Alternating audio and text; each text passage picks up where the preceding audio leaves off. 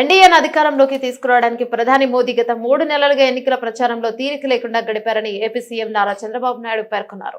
ఏపీలో 3 బహిరంగ సభలు ఒక భారీ ర్యాలీ నిర్వహించినట్టు గుర్తు చేశారు. హోంమంత్రి అమిత్ షా ఏపీలో నిర్వహించిన సభతో ఎన్నికల స్వరూపమే మారిపోయిందని కొనియాడారు. ఇక భారీ మెజార్టీ రావడానికి అది కూడా కారణమంటూ ధన్యవాదాలు తెలిపారు. నడ్డా, రాజ్నాథ్ సింగ్ వంటి వారు కూడా ప్రచారానికి రావడంతో ప్రజల విశ్వాసం పెరిగిందని పేర్కొన్నారు. మోదీ నేతృత్వంలో భారతదేశం గత 10 ఏళ్లలో ఎంతగానో అభివృద్ధి చెందిందని కొనియాడారు. ఆయన నేతృత్వంలోనే భారతదేశం ప్రపంచంలోని 5వ అతిపెద్ద ఆర్థిక వ్యవస్థగా రూపుదిద్దుకుందని ప్రశంసించారు. ఇప్పుడు వికసిత్ భారత్ ప్లాన్ 2047 పై ప్రణాళికలు రూపొందించారని వీటిని చేరుకుంటామని తాము పూర్తి విశ్వాసాన్ని వ్యక్తం చేశారు.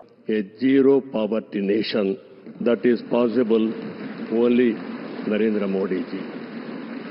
This is a historic moment. All of you are here. Telugu Desam Party is having relations with NDA from the beginning.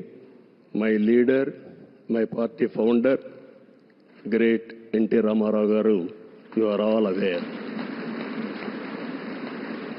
Always he was worked for the people, and also he told very clearly, I don't know isms, I know only ism, that is humanism. That is NTR. That vision Narendra Modi ji is making a reality in India. We are very happy for this momentum.